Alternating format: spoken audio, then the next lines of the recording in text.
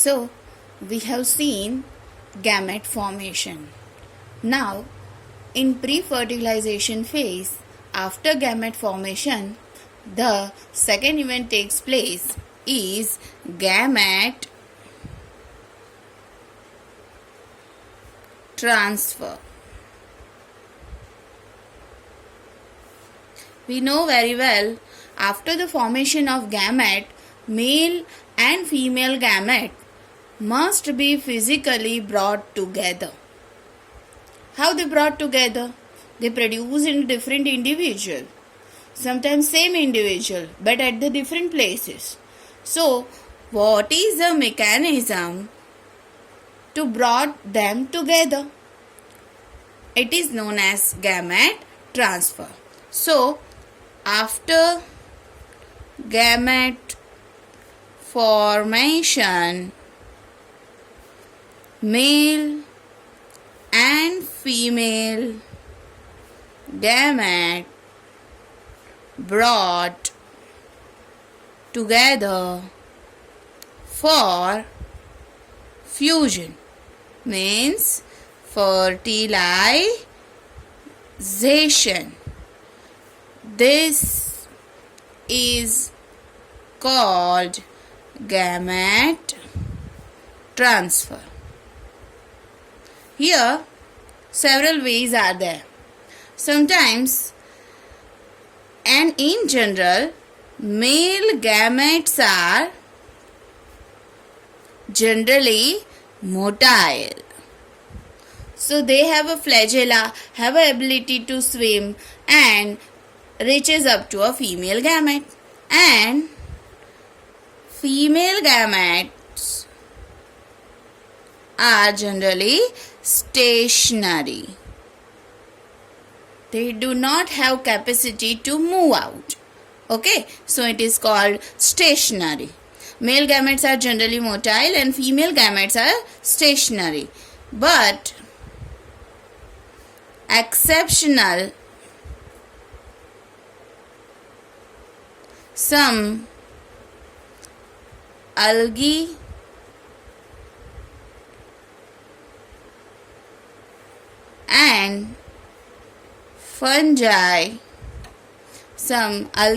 and fungi, both male and female gamete are motile. So, there is some exceptional cases. Some algae are there, some fungi are there where both the gametes are motile. They have flagella to move in water. Water is a medium for the transferring of gamete. Okay, to move in a water, and they come closure and fertilize. Okay, we have seen in a previous video that Cladophora algae. The gametes of a Cladophora algae is isogametes. They were both identical to each other morphologically. Okay, and they both have flagella. So, the point is, generally the thing is male gametes are motile and female gametes are stationary. But exceptional, some algae and fungi, male and female, both the gametes are motile and they have a flagella to move in a water. So, some medium is required, and many a times the medium is only water. Then, in high plants, sometimes bryophyte, pteridophyte,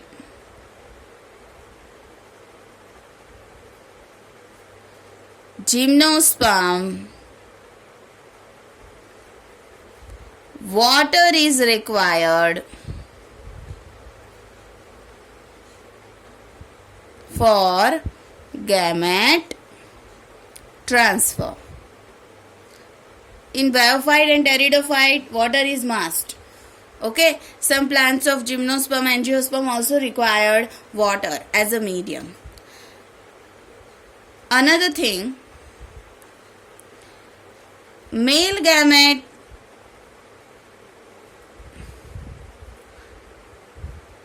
are more in number. What is the reason behind it? Male gamete are more in number.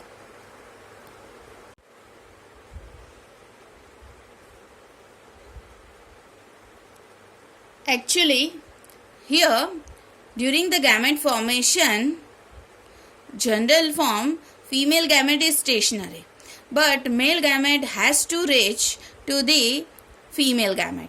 So, in a medium, there is a chances of loss of male gamete.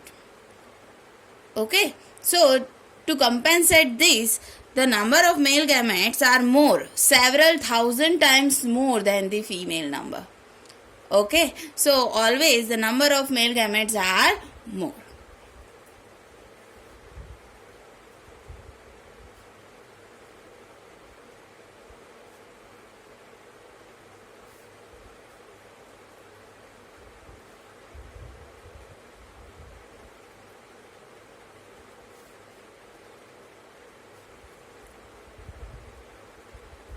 Several thousand times more. Okay, so this we are talking about some male gamete and female gamete. Now, if we are talking about plant, in plant, male gamete produced in a pollen grain which is on an anther. Androecium is a part of male organ of a flower, and androecium has an anther, and in anther pollen grain develop. Okay, the female gamete produce in a ovary which is on pistil or carpel, whatever you want to say, pistil or carpel, same thing. Okay, so if there is a bisexual flower,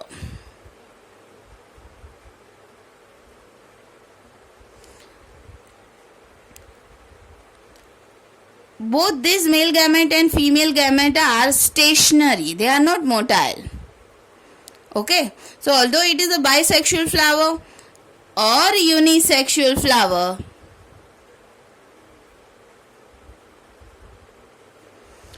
some special mechanism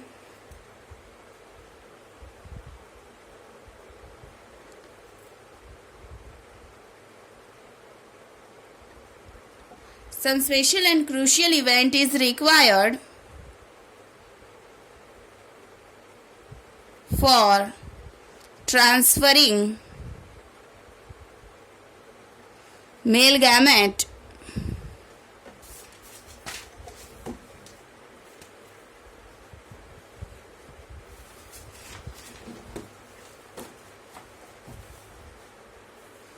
to the female gamete. It is called pollination. When, suppose this is androecium, the main plant body, that is anther. In anther there is a pollen grain. Okay, suppose this is a gynoecium and this is a stigma, style, ovary.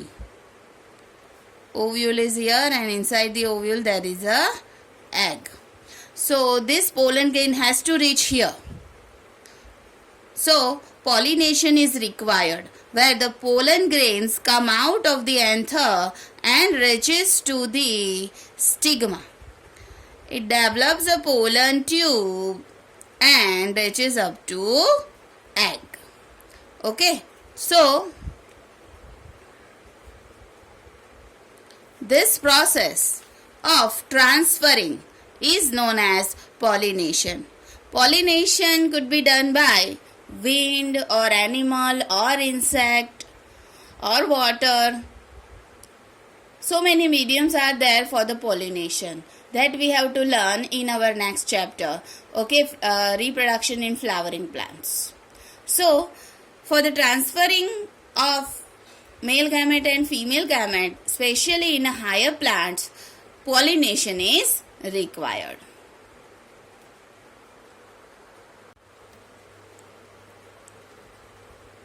Here, the pollination is also of two types. One is called self-pollination and second one is called cross-pollination. In self-pollination generally occurs in bisexual flower where the pollen grain of the same flower reaches up to the stigma of the another flower.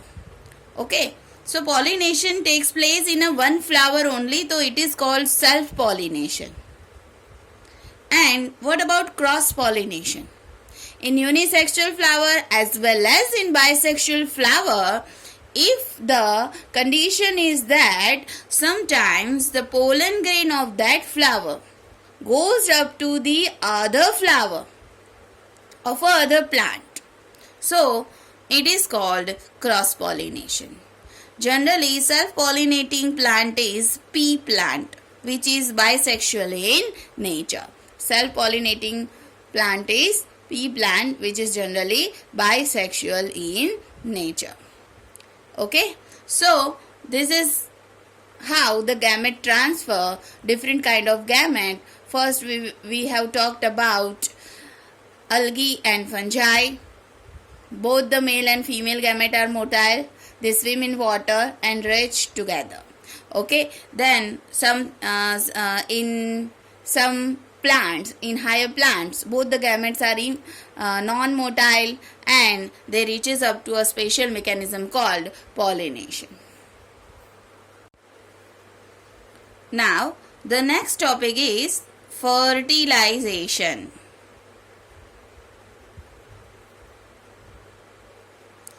Fertilization means fusion of male and female gamete. Main event of sexual reproduction. We have seen the pre-fertilization phase. In that, two things are there: gamete formation as well as gamete transfer. Now gamete transfer has been occurred, so the time for fertilization, where fusion of male and female gamete takes place. Another name for this fertilization is syngamy. It is also called syngamy. Okay, so for syngamy to occur, the fusion to occur, male and female gametes has to brought physically nearby, and this thing happens in a previous event. Now this fertilization is of two types. Very important, fertilization is of two types: external fertilization and internal fertilization. What is the meaning of external fertilization and internal fertilization?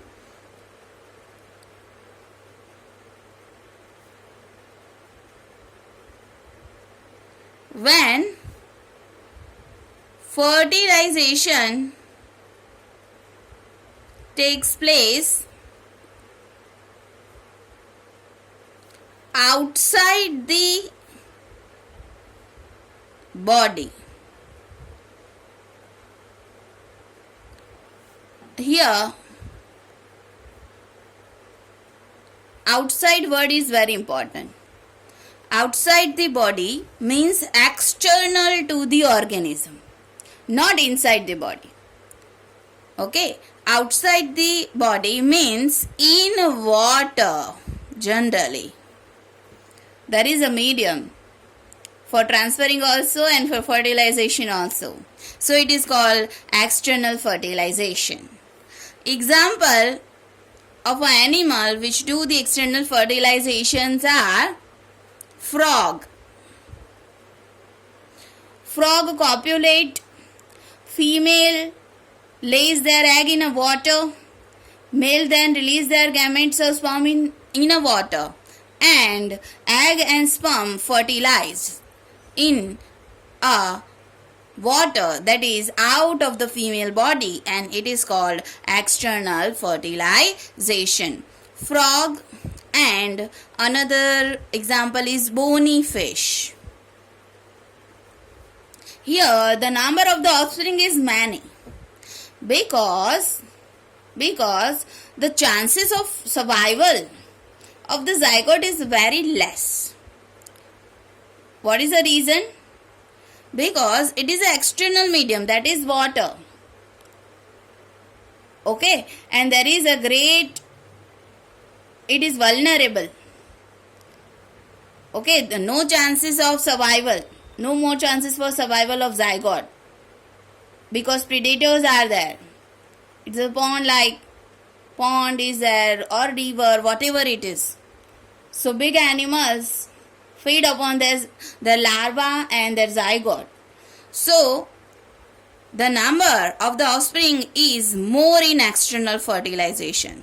Number of egg and sperms are very large in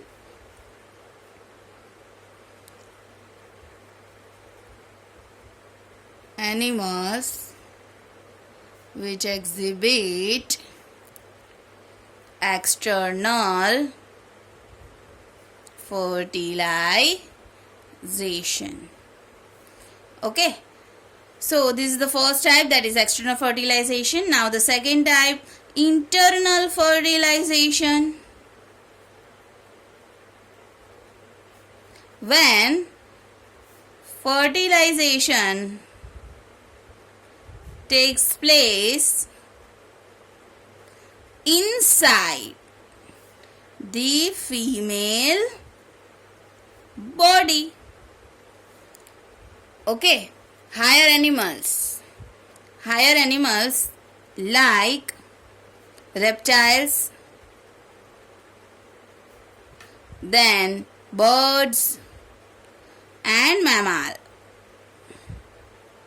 Syngamy occurs, fertilization occurs inside. So we have seen two types of fertilization.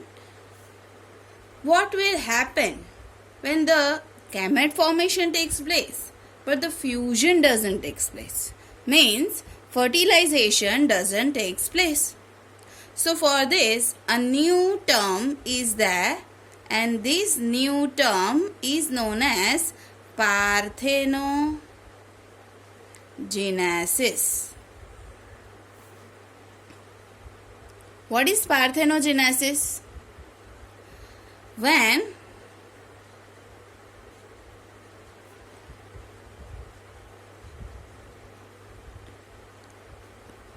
female produces egg or ova and without fertilization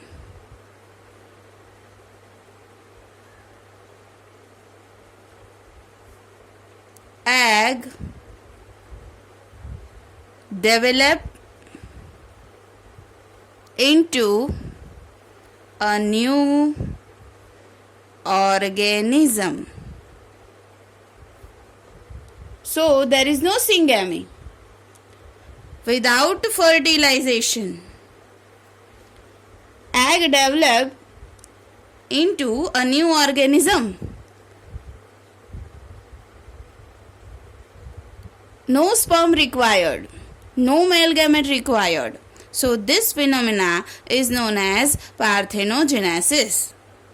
Some animals are there where this parthenogenesis we can see, that is rotifers,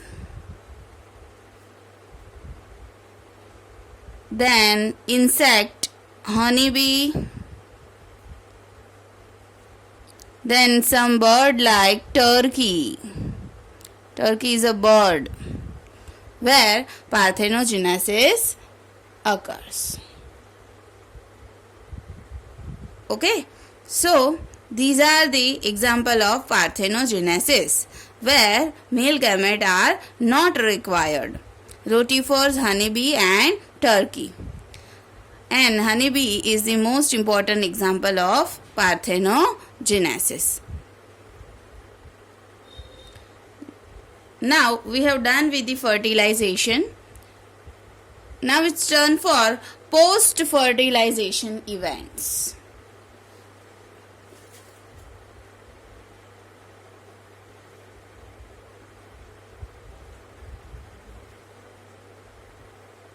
In post-fertilization,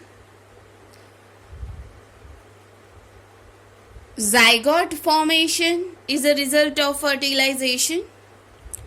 Okay, so how this zygote form, and after the organogenesis by the embryo form, which means embryogenesis. So these two things are there in a post-fertilization event. So, after the fertilization, post-fertilization event takes place, and what is the result of fertilization that included in a post-fertilization? Okay, so the result of fertilization is zygote.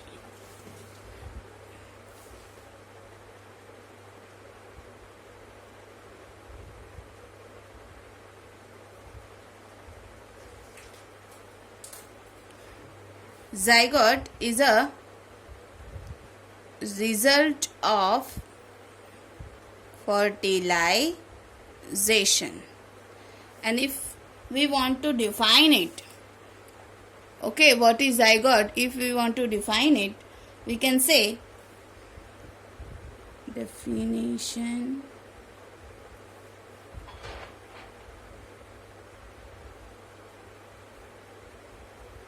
Zygote is a vital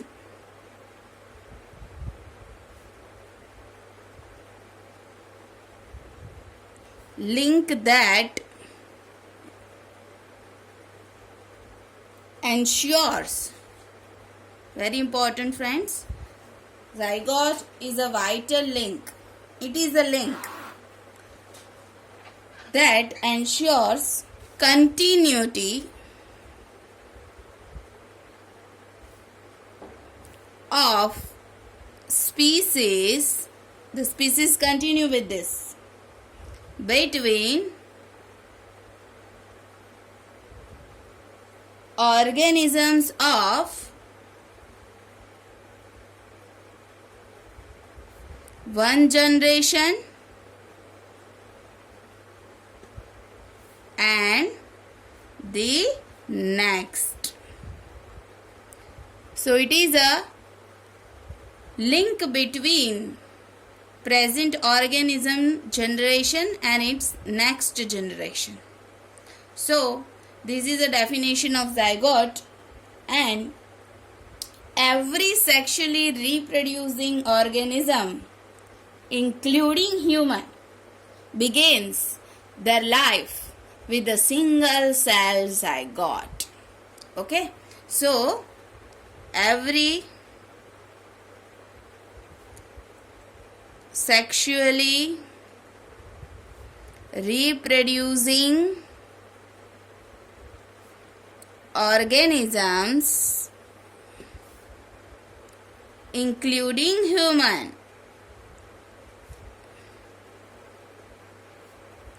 whichever organism reproduced by sexual reproduction, the single cell zygote is a starting of their life. Okay, so including human begin their life as a single cell zygote. Okay, so this is about the zygote. When zygote formation takes place, where zygote formation takes place, it depends on fertilization. If internal fertilization, then zygote formation takes place in internal body of a female. When external fertilization, then zygote formation takes place in the external medium like water. Sometimes after zygote formation, the life cycle depends on what kind of organism is there, what kind of life cycle they exhibit, and what kind of environment they possesses. Okay, so after the zygote, these three very important conditions are required. What type of organism is there? Second one, where it is developing, and the third one, what is the outer environment. Suppose, for example, in algae,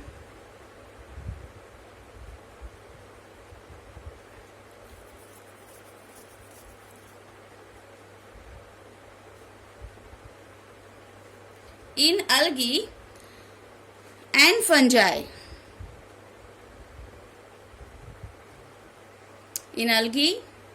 fungi, both the zygote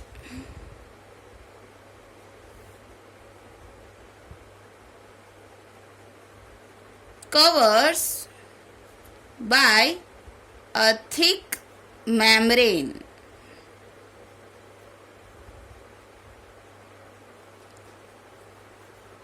This thick membrane help them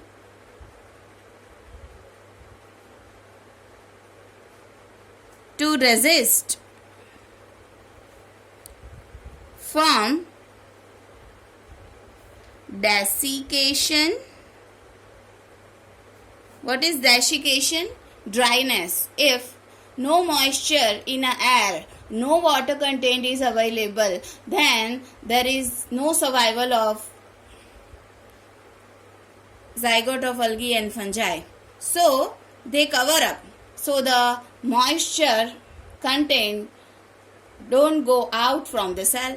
Okay, so they resist from desiccation and any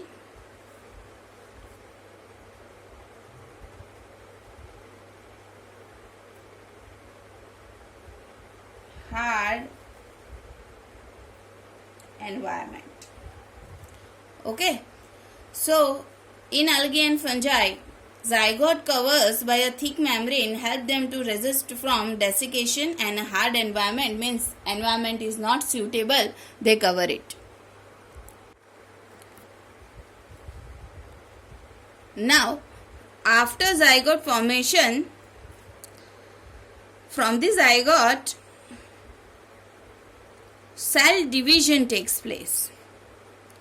Okay, and it's depend on the organism which kind of division takes place in a zygote. For example, in organism with the haplontic life cycle that we have already studied in standard 11. Okay, plant kingdom. 3 type of life cycle was there: haplontic, diplontic and haplodiplontic. So after the zygote formation, if the haplontic life cycle is there, the organism is possesses haplontic life cycle, then what will happen? Zygote undergoes meiosis. Zygote is a diploid organism. Diploid cell, and it undergoes meiosis, and we know that from the meiosis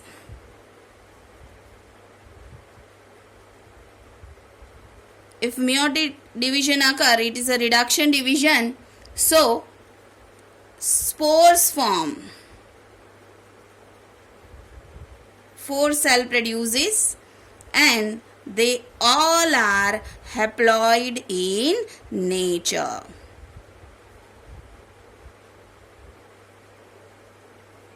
So, in haplontic life cycle, zygote undergoes meiosis to form 4 haploid spores.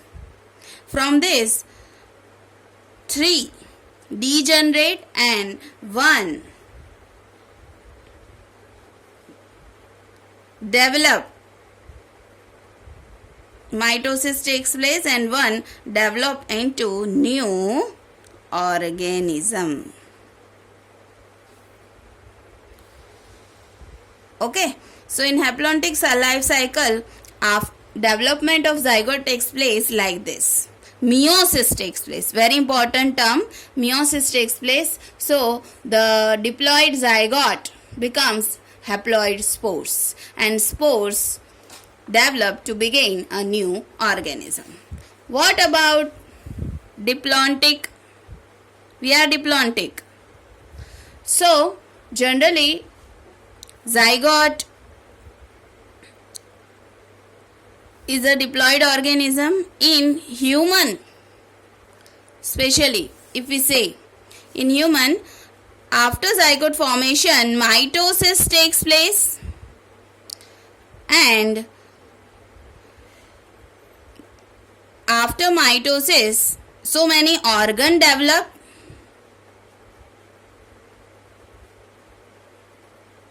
So organogenesis takes place, and after organogenesis, if some organs are developed, then it is called embryo, and the whole process is known as embryogenesis. But it takes place through which kind of division? Mitosis division. So the zygote is 2n, diploid, organs are 2n, and embryos are also 2n. Okay, so this has happened in higher animals like human, as well as in diplontic life cycle bearing plants also. Okay, so these are the different events in a different organism after zygote formation. So now it's turn for embryogenesis, the second event of post-fertilization. The first was zygote, and second event for post-fertilization is embryogenesis. How this embryogenesis takes place? Embryogenesis takes place by mitosis, means mitotic division from the zygote. Okay, and it is very important to note here that cell division by mitotic division results into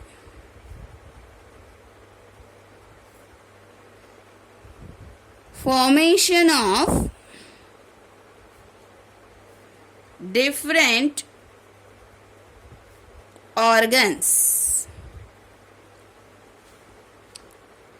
Here cell division takes place, number of cell increases. After cell division, cell differentiation takes place. What is the difference between cell division and cell differentiation? That you should know. Cell division means one cell dividing into two, form a new cell. And what is a cell differentiation? When cell aggregate to perform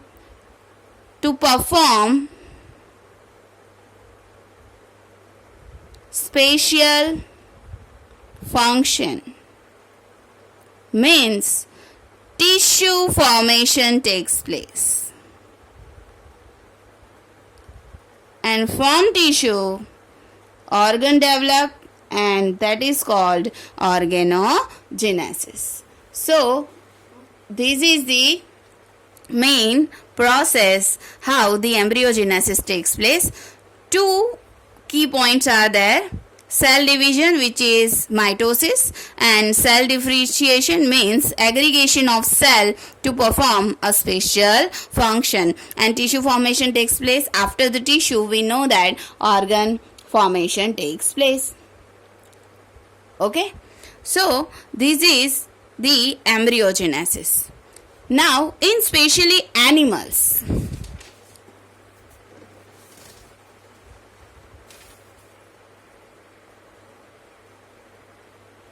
in animals, specially animals are of mainly two type. First is oviparous and second one is viviparous. What are the oviparous? Egg laying animal. Okay, and what is viviparous? Gives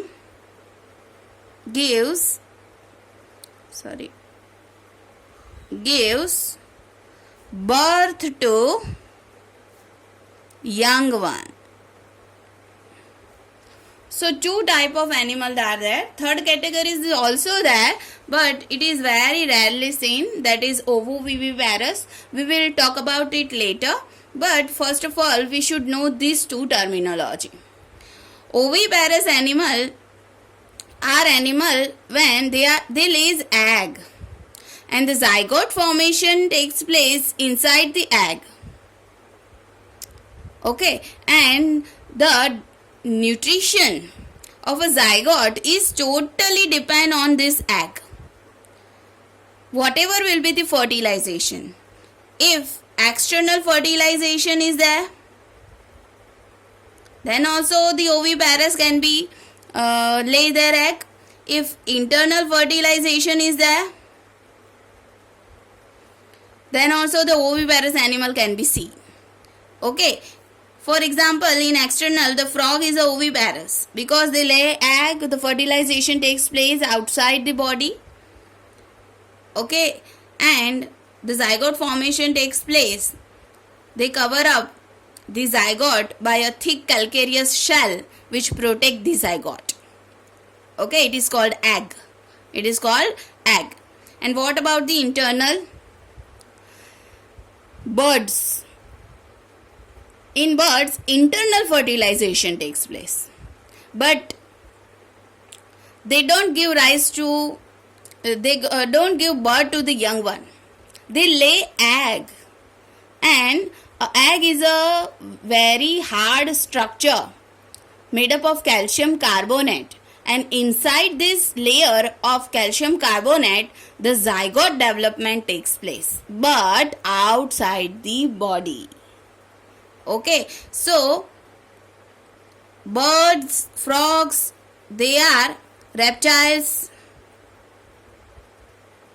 They are oviparous animal, egg laying animal, where the nutrition of the zygote depend on the egg yolk. Okay, when appropriate time occur, they incubate. Birds and reptiles incubate this egg, and after incubation they hatch and young new bird or reptilian animals comes out from the egg. So this is the oviparous animal. Here nutrition of zygote is depend on egg yolk. Okay, what about viviparous animal? Viviparous animal, the animal only they can do only the internal fertilization.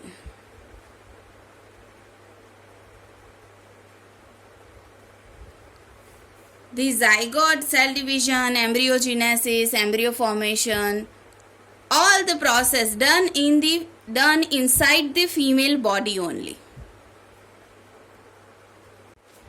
And the nutrition of the zygote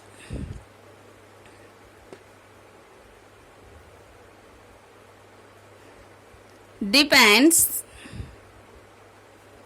on mother body totally by placenta. Okay, so in viviparous animal they give birth to young ones, and most of the development takes place inside the mother body, inside the female body, and nutrition of the zygote of the embryo, it's totally depend on mother body, and that is by placenta. So two type of animal that are there, oviparous and ovoviviparous. Okay, one more thing. What do you think the survival of a chances of which type of animal is more? Obviously the viviparous animal, because the proper care takes place inside the body. Here the oviparous animal, eggs are in a surrounding medium, in surrounding environment, so it is very hazardous for it. Okay, so the thing is, the chances of survival is very great in a viviparous animal, so the production of offspring is very less in that. Okay, and here the chances of survival are very less, so the eggs number are more. So this is called oviparous and viviparous organism. Now the last portion of this chapter, that is in plant, how after fertilization event takes place. We have seen that in plant main sexual reproducing organ is a flower. So after fertilization,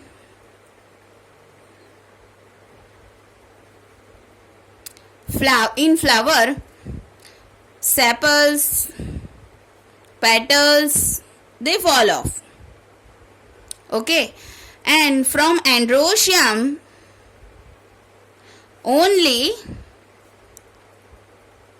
androecium also sheds off. Only the ovary remains attached to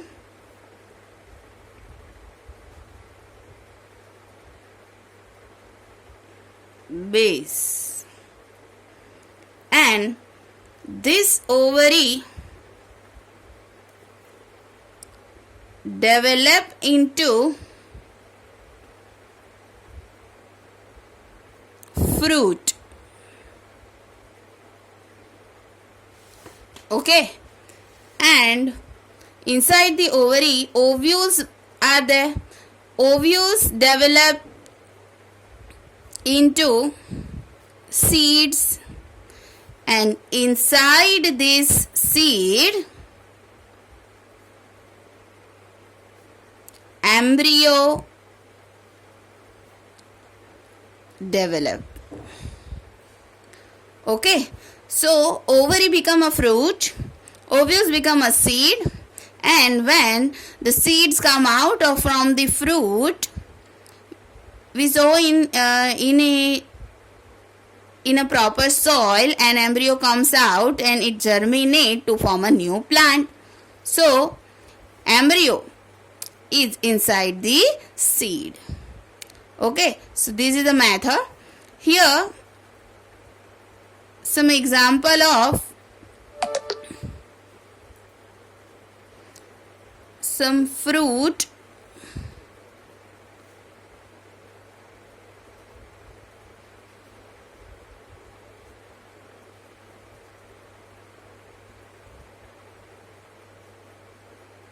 It is a pea fruit.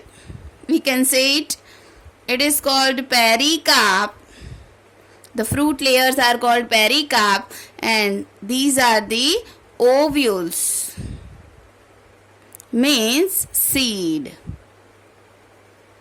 Okay, in some round fruit,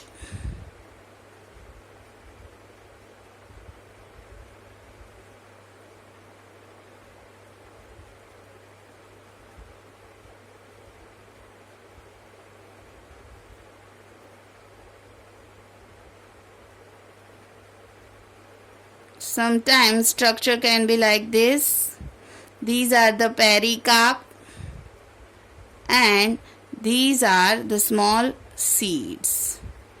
So everything sheds off, only the ovary develop into fruit, and the outer layer of fruit is known as pericarp, and the ovules develop into a seed. Inside the seed there is a embryo. Okay, some fruits are there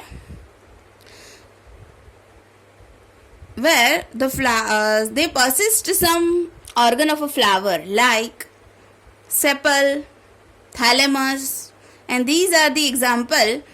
Sepal is there in tomato, brinjal,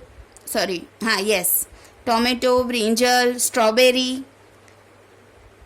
The fruit persists sepal, pomegranate.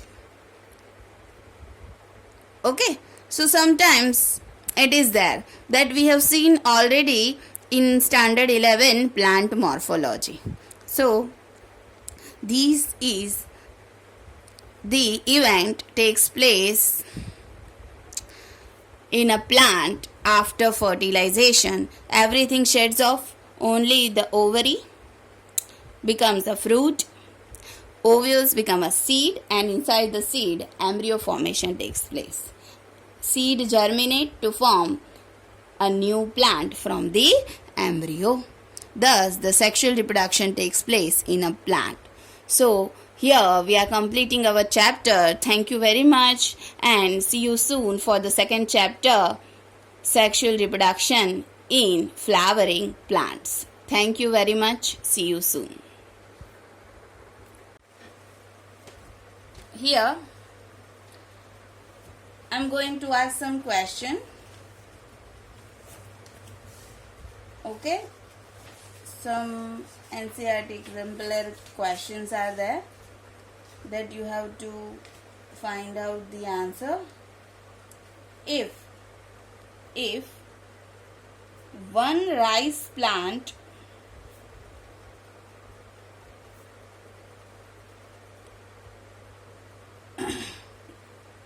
in male gamete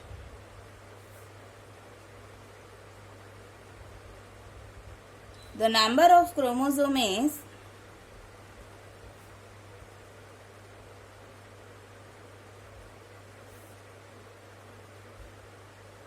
12. Okay, so you have to find out female gamete chromosome number of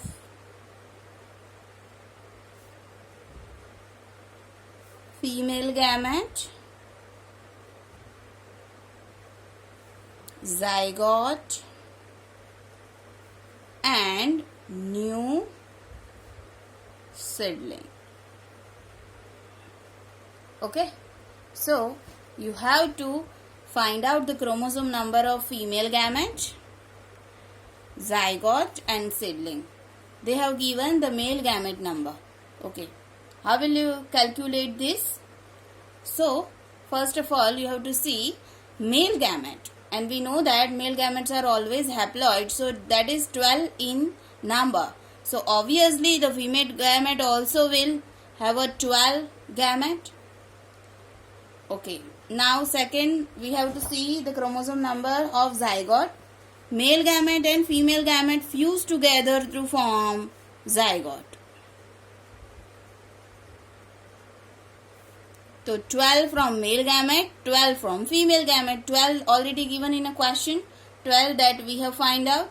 Okay, so the zygote become diploid, that is 24. Okay, and after zygote formation mitotic division takes place, mitosis. So there is no changes in a chromosome number, that we have to remember. Rice is a higher plant, monocot. Okay, so in mitosis, the new seedlings also, because from the zygote only new seedling arises, so the number will also 24. The answer will be 12, 24 and 24. So this type of question can be asked, okay, in your examination. Here one more question. In maize plant, the number of chromosome is 10. Okay, in a male gamete, it is 10. Number of chromosome in a male gamete, maize plant is 10. Find out the chromosome number of meiocyte. First of all, we have to take in mind that what is meiocyte? Cyte means cell. The cell where the meiosis occur. And we know that in higher plant, meiosis occurs for the gamete formation. So, meiocyte undergoes meiosis, okay, and form male gamete.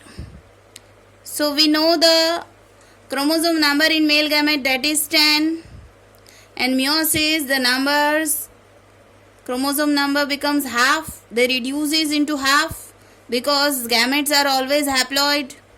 So the meiocyte will diploid. So the answer is 20. Okay, so meiocyte is 20. That's why after meiosis, male gamete formation takes place and the number of chromosome in a male gamete will be 10. So the answer for a meiocyte is 20. Answer is 20. Very, very important.